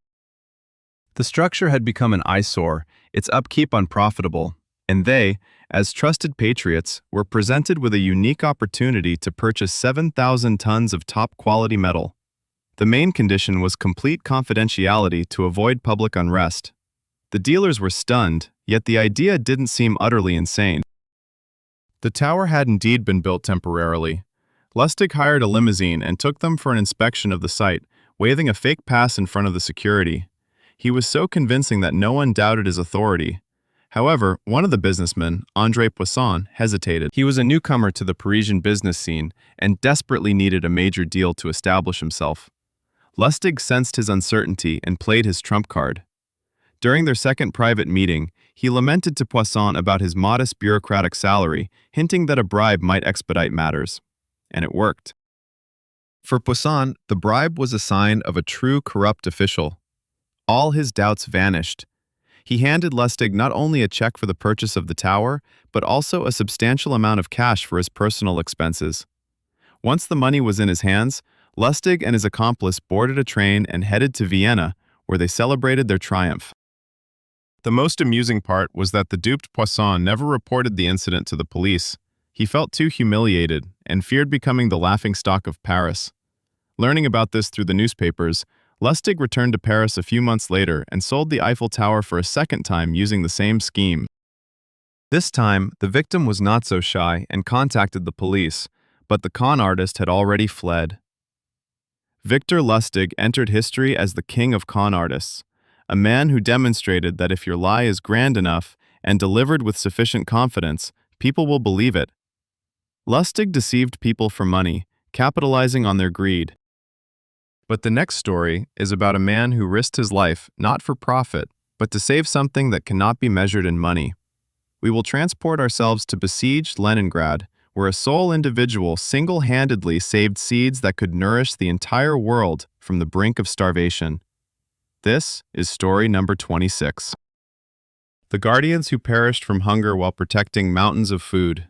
Leningrad, winter, 1941. Imagine a ghost city, encased in ice. 900 days of blockade. Temperatures plummet to -40. There is no heating, no light, no food. The daily bread ration is 125 grams, a piece made of sawdust, meal, and wallpaper paste. People collapse from hunger right in the streets, their frozen bodies lying beneath the snow until spring. It is hell on earth. Now envision that in the very center of this inferno, in a building on Izakievskaya Square, exists a place housing tons of food. Not just any food, but premium varieties of rice, wheat, corn, crates of potatoes, and nuts. A genuine treasure capable of saving thousands of lives. And this treasure remains untouched. This was the All-Union Institute of Plant Industry. In its cellars resided the world's first, and at that time, largest collection of seeds, gathered by the great scientist Nikolai Vavilov from across the globe. 250,000 samples. A genetic Noah's Ark, upon which depended the future of agriculture not only in the Soviet Union, but the whole world. When the blockade commenced, the Institute's staff faced an unimaginable dilemma. They, scientists, botanists, agronomists, were dying from starvation just like all other Leningrad residents. They witnessed their families perish. Yet around them on the shelves lay salvation. It would have taken just a single packet of rice to boil one potato, and they could survive for another day. But they did not do it. They divided the collection and stood guard over it around the clock. They safeguarded it not only from bombings but also from hungry rats, which were cleverer than humans and understood where the food was located. Most terrifyingly, they protected it from themselves, from the primal instinct screaming at them, "Eat!" Dmitry Ivanov, a rice specialist, succumbed to dystrophy at his desk. On the shelves beside him stood thousands of packets of choice rice. Alexander Shichukin, a peanut expert, died while guarding crates of nuts. Staff member Lilia Rodina perished from hunger while on duty protecting the oatmeal collection. In total, 9 employees from the Institute died of starvation that horrific winter, yet not a single seed or tuber from the collection was consumed. They understood what a starving person could not grasp. Their lives were finite, but this collection was immortal. It was essential for restoring fields and feeding the country after the war, after the victory. Each unique variety of potato eaten today would mean hunger for millions in the future. This was a quiet, invisible heroism, performed not on the battlefield, but in cold cellars, where the main enemy was not only German weaponry, but their own bodies. They fought silently in the storerooms, preserving the physical future of humanity. Our next hero, on the other hand, waged his battle before a microphone. In front of the whole world, he was to deliver a speech that would unite the empire in the spirit of Christmas. But every word was torment for him, with his fiercest enemy being his own language. Story number 27. The King Who Learned to Speak for Christmas. London, December 25, 1939. Imagine a cold, echoing room in Buckingham Palace. At the table sits a man who is currently being not just looked at, but rather listened to by the entire British Empire. From Australia to Canada, from India to a small village in Scotland, millions of people are glued to their radios. War is underway. Nazi Germany has already engulfed Poland, and the world holds its breath for the impending bloodshed. People are in need of hope. They require words from a leader. That leader was King George VI, who feared the microphone more than German bombs. Since childhood, the future monarch had struggled with a severe stutter. Public speaking was a torment for him. Each word stuck in his throat, resulting in an agonizing pause filled with shame and helplessness. He had never wished to be king. This fate fell upon him after his older brother, Edward VIII, abdicated the throne for love of a divorced American woman. Now, in the darkest hour for his country, he needed to deliver a speech that would be remembered in history. He had worked on it for several weeks alongside his Australian self-taught speech therapist, Lionel Logue. They practiced in rooms filled with sandbags in case of bombings. Logue taught the king not just breathing techniques, but also self-belief. However, it was one thing to speak in an empty room, and quite another to know that a quarter of the world's population was listening to every stutter. When the red light indicating the start of the live broadcast lit up, a deafening silence enveloped the room. Queen Elizabeth, his wife, stood nearby, clenching her fists. The initial phrases were a struggle for the king. He took long pauses, carefully managing his breath to push through the rebellious sounds. The listeners held their breath. They were not merely hearing a royal speech, they were witnessing a man's battle with his affliction. This struggle resonated more deeply with them than any lofty words.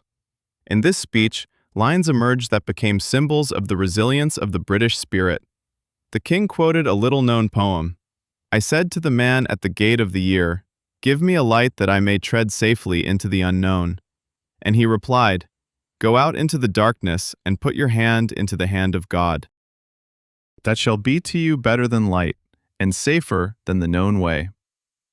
This speech, delivered with effort and hesitations, but with incredible inner dignity, had a profound impact. People heard not a flawless orator, but a man just like them, full of fears, yet ready to fight. The courage of the king, who conquered his greatest fear, inspired the nation to confront its external enemy. This Christmas broadcast became a tradition, and with each passing year, the voice of George VI grew increasingly confident. He demonstrated that the strength of a leader lies not in the volume of their voice, but in their unwavering will.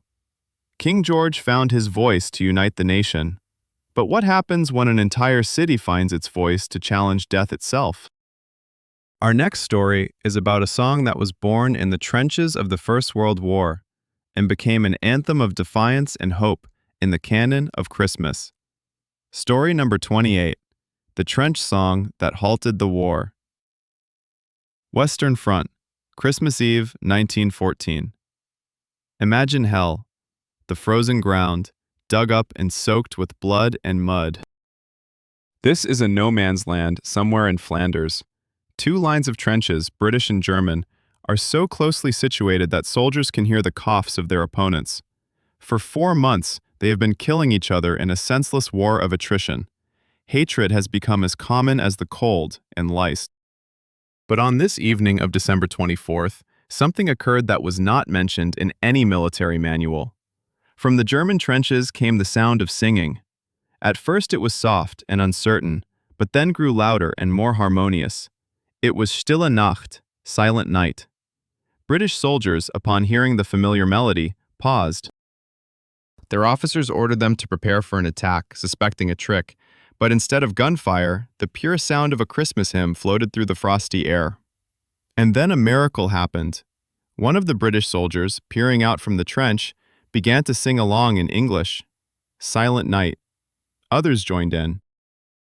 For a moment, the two warring armies became one choir, singing about peace on earth. Then, a small Christmas tree decorated with candles appeared from the German trench. A voice shouted in broken English, "Tommy, don't shoot! We won't shoot either!" And the soldiers began to emerge from their shelters. Initially one by one, cautiously raising their hands, and then by the dozens. They met in the no man's land, on that very patch of earth where shells had been exploding just the day before. They shook hands, sharing photographs of their families. A German barber cut the hair of British soldiers. The English shared their plum pudding, while the Germans offered cigars and schnapps. The next day, on Christmas, they organized a football match right on the frozen mud, using soldiers' helmets as goals. The Germans won 3-2. They together buried their fallen comrades, reading a common prayer over them. For one day, the war ceased. These individuals no longer saw each other as enemies in uniform, but as fellow farmers, clerks, and workers yearning to return home to their families. When High Command learned of the ceasefire, the generals were furious. Strict orders were issued, prohibiting any fraternization with the enemy. The war was resumed with renewed force, but those who participated in that Christmas would forever remember that humanity is stronger than orders. It was a spontaneous rebellion against madness, born from one simple song that reminded people that even in the darkest hell, there can be light.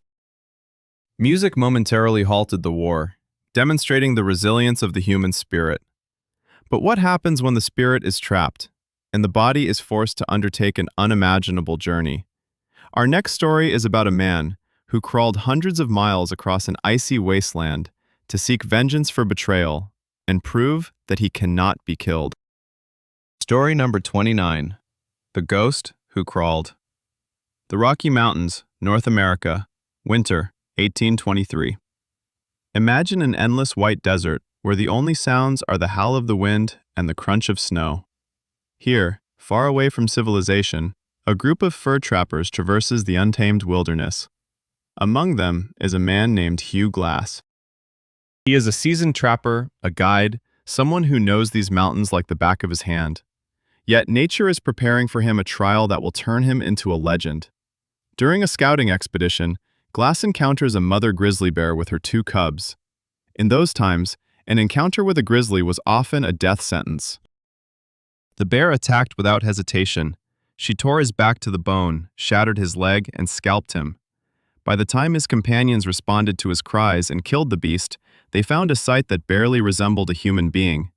Hugh Glass was still breathing, but his injuries were so severe that no one believed he would survive until morning. The expedition leader, Captain Andrew Henry, realized that carrying the dying man would doom the entire group. He offered 2 volunteers to stay with Glass, wait for his death, and give him a proper Christian burial. 2 men stepped forward, young Jim Bridger and experienced John Fitzgerald. They dug a grave and stood by. 5 days passed. Glass clung to life with a tenacity that frightened his companions. Fitzgerald, fearing an attack from Indians and eager to catch up with the rest of the party, convinced Bridger that they had fulfilled their duty. They took everything from Glass, his rifle, knife, flint, anything that might aid his survival, and left him in a shallow grave, confident he would die within hours.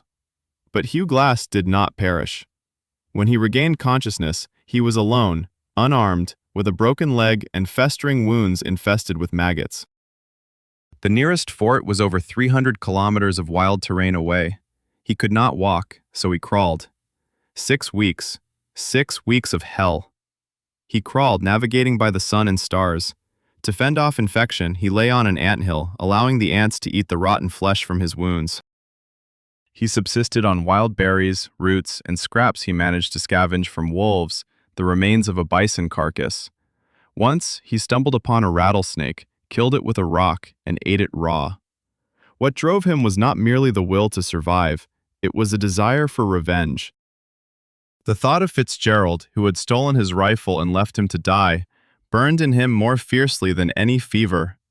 When he, resembling a living skeleton wrapped in hides, finally reached Fort Kiowa, the people recoiled from him as if he were a ghost. He found Bridger, but forgave him, attributing the betrayal to youth. However, his main target was Fitzgerald. He tracked him for several months until he located him at another fort. But revenge did not unfold as he had planned. Fitzgerald had enlisted in the army, and killing a soldier was punishable by death. Glass reclaimed his rifle from Fitzgerald and left him to live in shame. The story of Hugh Glass is not merely a tale of survival. It is a tribute to the human spirit, which proved to be stronger than instinct, pain, and even death itself. Glass survived in the icy wilderness, driven by a thirst for vengeance. But our final story, the 30th, will take us from the wilderness to the very heart of civilization, to the City of Lights. We will witness how two geniuses, two titans of their time, waged a true war of currents to determine whose light would illuminate Christmas for the entire world. Story number 30. The War of the Christmas Lights. New York, the late 19th century. Imagine a world illuminated by gas lamps, a realm filled with dim, flickering lights casting trembling shadows on cobblestone streets. Electricity was still more of a curiosity than a miracle, a magic confined to laboratories. Two titans, two wizards of the new era, battled for the right to unleash this genie from its bottle and light up the entire planet. On one side stood Thomas Edison, the wizard from Menlo Park, a genius, inventor, and showman. He championed direct current, or DC, safe and straightforward, yet incapable of traveling long distances. His wires could brighten a neighborhood, but not an entire city. On the opposing side was Nikola Tesla, the enigmatic Serbian genius whose ideas were a century ahead of their time, along with his partner, industrialist George Westinghouse. They believed in alternating current, or AC, which was powerful, efficient, and capable of traveling hundreds of miles. However, it had a frightening reputation. It was considered deadly. This was not merely competition, it was a war of currents, and Edison fought it ruthlessly. To showcase the dangers of alternating current, he orchestrated public executions. In front of reporters, his engineers executed dogs, cats, horses, and even a circus elephant named Topsy using AC. He lobbied for the alternating current to be used in the world's first electric chair, forever associating his rival's technology with death in the public's mind. The decisive battleground was set to be the World's Fair in Chicago in 1893. The organizers aimed to create an unprecedented spectacle, a city of light that would dazzle the world. The contract to illuminate the fair would signify victory in this war. Confident in his success, Edison demanded an exorbitant fee for his services, but Westinghouse, leveraging Tesla's patents, offered to do it for nearly half the price. The contract was awarded to him. Edison was furious. He forbade Westinghouse from using his patented incandescent bulbs. The project seemed doomed. Yet, Westinghouse and Tesla swiftly invented and manufactured a new, more efficient light bulb, circumventing their rival's patent. Finally, the evening of the grand opening arrived. Picture that moment, May 1st, 1893. The vast fairgrounds were plunged into darkness. Hundreds of thousands of people held their breath. The President of the United States, Grover Cleveland, approached the gilded switch. He pressed the button, and in an instant, the world transformed. 100,000 light bulbs burst into dazzling illumination. The entire fair complex, with its pavilions, fountains, and statues, turned into a magical, glowing white city. This was not merely lighting, it was a revelation. People, accustomed to the dim flicker of candles and gaslights, wept with joy. They witnessed the future. Alternating current triumphed. The war was over. The lights ignited in Chicago forever altered the landscape of our cities and our celebrations. Thanks to the victory of Tesla and Westinghouse, electricity became inexpensive and accessible, allowing those small lights to transition from expo pavilions to our Christmas trees. Every time you turn on the garland, you ignite a tiny fragment of that great victory. These 30 chronicles are just a small portion of what the archives hold. We have witnessed how people infused water and lost wars to birds, how they constructed fake cities and sold real towers, how one individual saved the world while another perished from hunger, safeguarding food for the future. All these narratives prove one thing: reality does not require fiction to be profoundly moving. It accomplishes this on its own, every minute, on every page of its endless book. The archive may close, but only temporarily, for the most astonishing stories are still waiting to be discovered. Until we meet again, in the dusty corridors of the past.